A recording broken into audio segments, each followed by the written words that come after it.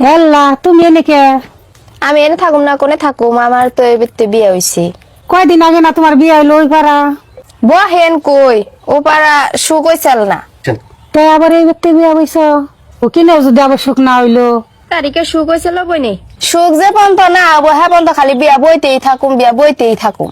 তো দেখা যায় আমার দাদর সত আমিও মাসেরই মাথায় খালি বিয়ে হইব। ও তো এই সুখের আশাই তো, সুখের আশায় কারা না করে, সুখের আশায় খালি বিয়া বইলামি, খালি বইলামি। কত বিয়া বইলাম আফা, কিন্তু তারকে বিয়ে বইয়া জামাইটা পাইছি আমি ভালো। আমিও পাইছিল বু, একের একটা জামাই পাইছি এই তারিখে।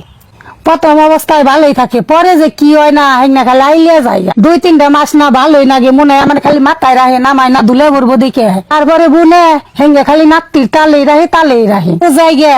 আর একদিন আহমনি সময় করে সুখের দুঃখের আলাপ করুম, রোজা রয়েছি রান্ধনও নাকবো। ভালো থাকিস বু। আচ্ছা আবার আইয়েন।